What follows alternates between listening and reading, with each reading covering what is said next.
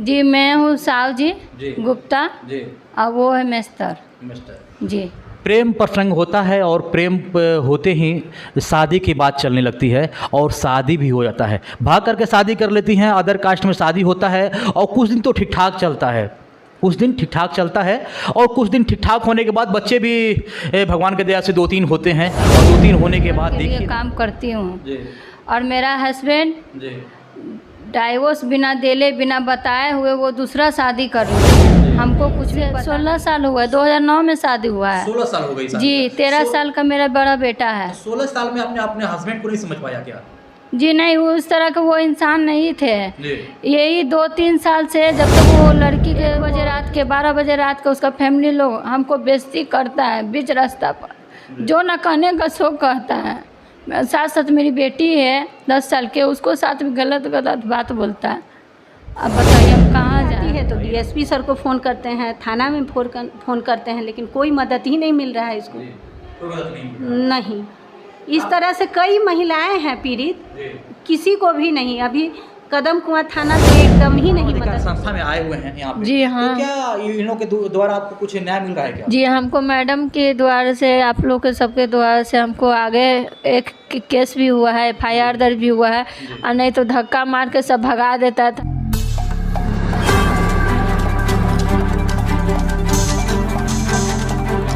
आइए ना फिर मिलवाते हैं एक बहन के साथ, एक महिला के साथ, एक हस्बैंड क्या करता है। उसकी जुबानी सुनेंगे आप, जुबानी सुन के तरस जाएंगे और आपके दिल पे चोट आएगी। 3 बच्चे की माँ होती है और 3 बच्चे की माँ जो है उसका हस्बैंड छोड़ देता है और दूसरी शादी कर लेता है। पता ही ना उस बच्चे पे क्या गुजर रहा होगा, जो छोटे छोटे नन्हे नन्हे फूल होंगे, और ये औरत कहाँ से कमा करके उस बच्चे को खिलाएगी। और आज ये मतलब कि कुछ दिनों से मानवाधिकार के चैम्बर में बार बार आकर के अपना गुहार लगा रही हैं और स्टेट प्रेसिडेंट ऋतुराज मैम भी यहाँ पे मौजूद है। मैं उनसे भी बातचीत करूँगा, उस महिला से भी बातचीत करूँगा कि क्या हो रहा है आपके साथ, क्या परेशानियाँ हो रही है और क्या न्याय मिल रहा है कि नहीं सरकार की तरफ से, प्रशासन की तरफ से और यहाँ के संस्था की तरफ से क्या मिल रहा है। उनसे मैं बातचीत करता हूँ। पहले तो अपना शुभ नाम बताएंगे आप। नमस्ते आप लोग, मेरा नाम है गुड़िया देवी, पूर्वी लोहानीपुर अम्बेडकर कॉलोनी खात पर रहने वाली हूँ। मेरे 3 बच्चे हैं।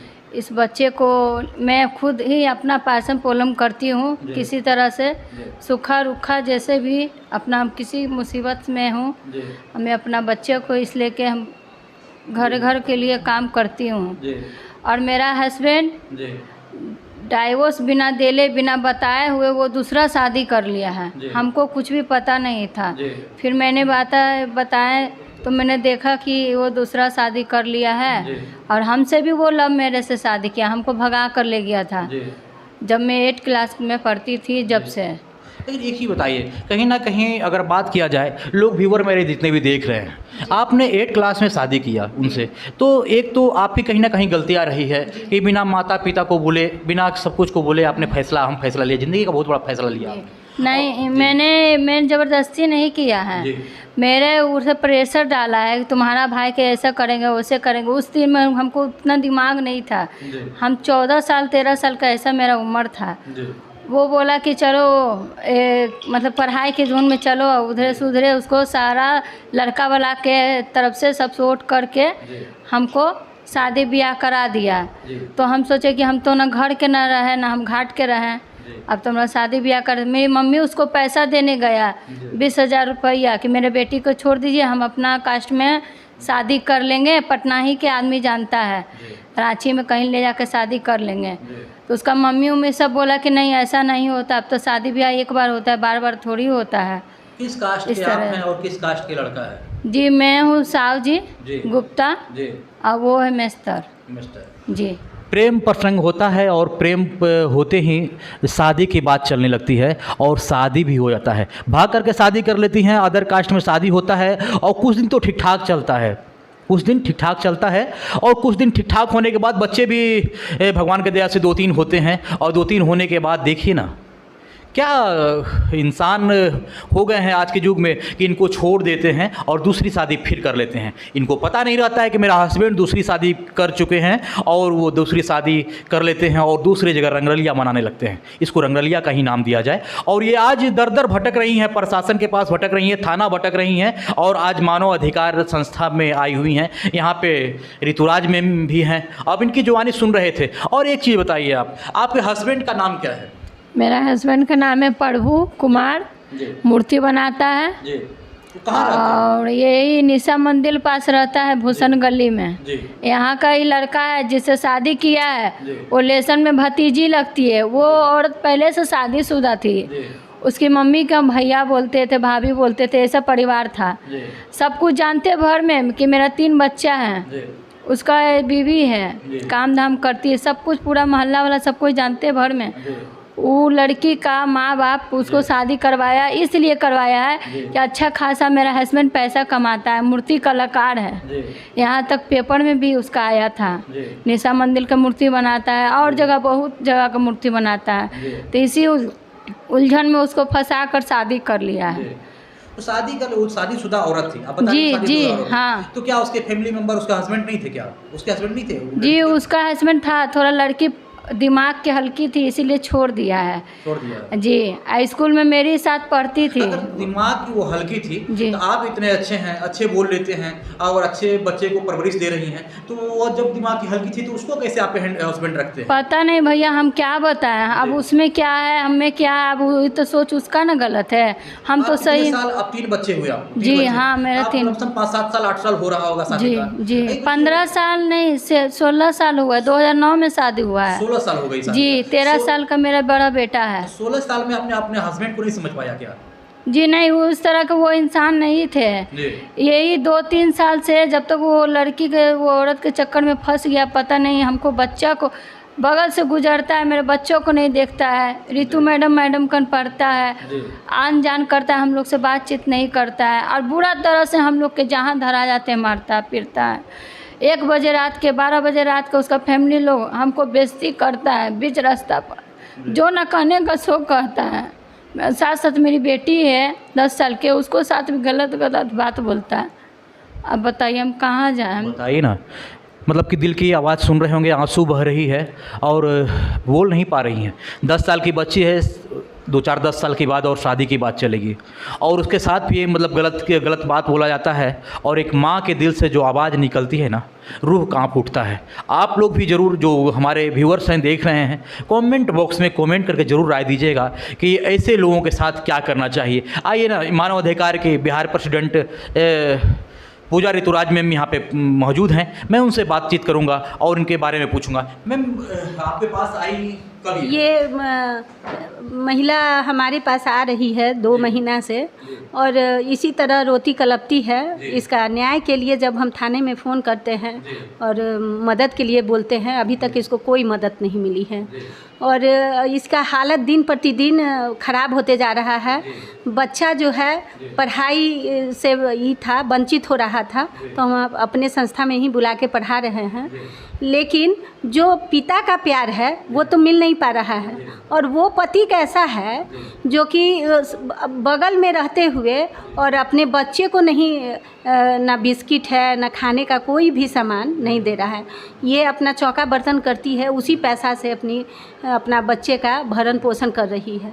तो सोचिए कि इस महंगाई में कैसे इसका घर चल रहा होगा। और वो इतना अच्छा नाम, प्रभु नाम है, और उसके विपरीत काम कर रहा है, जबकि माता रानी का वो मूर्ति बनाता है।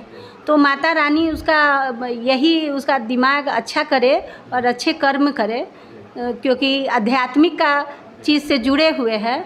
माँ का मूर्ति बनाना कम बात नहीं है, बहुत गर्व की बात है। और आपके पास जो आई हैं ये, तो क्या आप कहाँ तक इनके लिए के लिए आप खड़ी रहेंगी? आप खड़ी हैं? हमेशा जब भी आती है तो डीएसपी सर को फ़ोन करते हैं, थाना में फ़ोन करते हैं, लेकिन कोई मदद ही नहीं मिल रहा है इसको। कोई मदद नहीं। इस तरह से कई महिलाएं हैं पीड़ित, किसी को भी नहीं। अभी कदम कुआं थाना तो एकदम ही नहीं मदद को, कुछ भी मदद नहीं किसी को दे रही है। तो, जी आप थाना गए थे तो थाना क्या बोल रहे थे आपके बारे जी में? हम गए थे महिला थाना गए थे, तो महिला थाना में भी कुछ नहीं कहा था कि मैं हमको पहले से केस होल था। जी और केस होला पर नहीं उसको अरेस्ट किया, नहीं कुछ किया, कुछ पैसा क्या कर गया नहीं किया कुछ पता नहीं। हम गए जी तो बोले कि नहीं आपको कोर्ट से लड़िए। आप कोर्ट से हम कहाँ से लड़े हैं? गरीब हम गरीब औरत है, सही से हम भर आंसू पेट बह रहा है और आंसू को रोक नहीं पा रही है। हमेशा अब इस चीज़ को जो भी आर्थिक से मजबूर बेटियां रहती आंसू हैं, पोंछिए और हिम्मत होना चाहिए, लड़ना चाहिए। लड़ना है आपको, 3 बच्चे हैं उसके लिए जीना है और आगे बढ़ना है।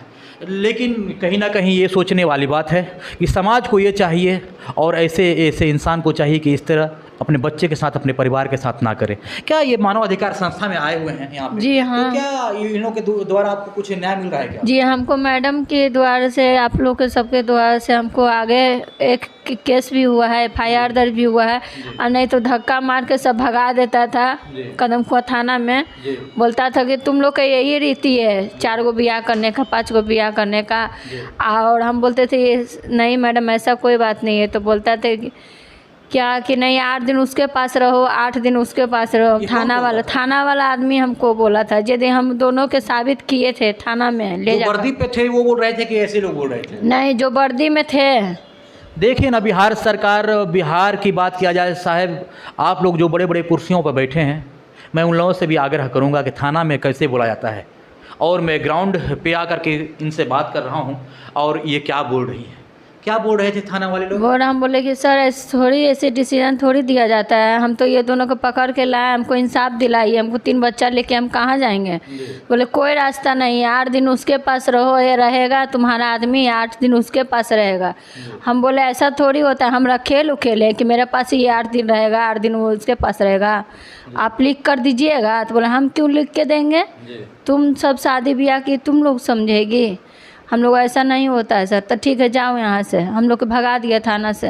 थाना से भगा दिया? जी हाँ कदमकुआं थाना से भगा दिया था। इसके बाद फिर इन लोग सब यहाँ संस्था के लोग कुछ फिर ये नहीं, महिला आयोग में से रितु मैम है, जी तो हमको पता चला, व्हाट्सएप पर देखे थे और कोई से पता लगे, धड़ धड़ ठोकर खाए। जी तो हम बोले कि रितु मैम से मिलते हैं, एक बार कहीं मेरा इंसाफ दिला दीजिएगा। जी तो रितु मैम से मिले हैं, मैम अपना दिक्कत बताए, अपना प्रॉब्लम बताए, तब जाकर हमको जी बहुत हेल्प मिला है। बहुत हेल्प मिला। जी हाँ बहुत अच्छा एक हेल्प। चीज़ बताइए, मेरा एक- बच्चा को पढ़ाती ही हैं, जी उसमें भी पैसा वैसा नहीं लेती जी। हैं। हम चौका बर्तन काम करते हैं, हमको तो भर जीवन खाने के लिए नहीं होता है।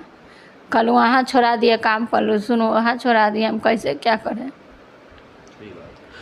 एक संस्थापिका मतलब कि ऋतुराज मैम बिहार प्रेसिडेंट हैं और ये बच्चे को भी पढ़ाती हैं, इनका मतलब योगदान देती हैं। पटना ऐसा जगह में फ्री निःशुल्क पढ़ाती हैं और मैं कोशिश करूँगा कि वो बच्चे का भी वीडियो इस पर डाल दूँ। बहुत सारे बच्चे हैं स्लम के जो पढ़ते हैं मैम के पास आकर के, और इनकी बच्चियाँ पढ़ाती हैं उस बच्चे को, निःशुल्क पढ़ाती हैं, कोई शुल्क नहीं है। और इनकी बच्चे भी को भी पढ़ाने का मैम काम कर रही है, कहीं ना कहीं बहुत अच्छा योगदान दे रही है और सहयोग करने की कोशिश अपनी तरफ से कर रही है।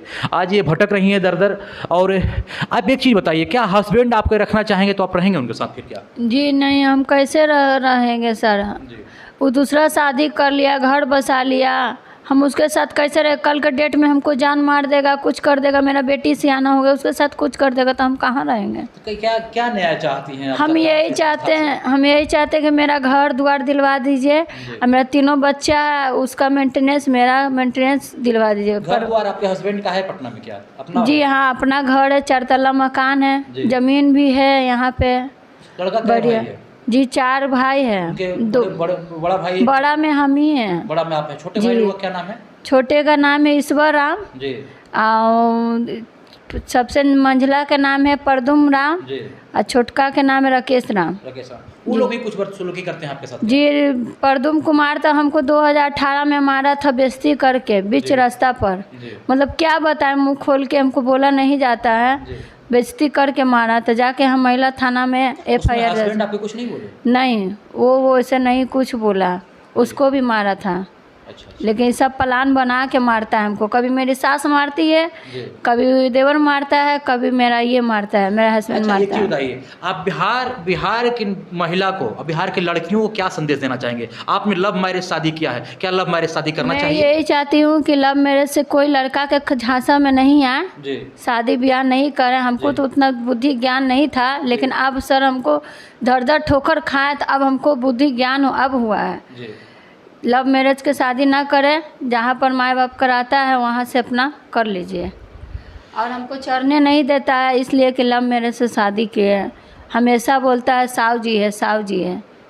देखिए, बिहार की लड़कियां और बिहार के लड़के और जितने भाई बहन जो भी हैं, मैं रिस्पेक्ट के साथ कहता हूं कि लव मैरिज 99% देखा गया अनसक्सेस ही, वही आज मैं बयां कर रहा हूं और सुनाने का भी कोशिश कर रहा हूं। लाइव देख रहे हैं आप कि लव मैरिज शादी की अदर कास्ट में और आज इनके साथ क्या अन्याय हो रहा है। इसलिए माँ बाप के आशीर्वाद से कहीं ना कहीं एक शादियाँ होती है तो खैर बहुत लंबे समय तक चलता है और किसी प्रकार की परेशानियाँ नहीं होती है।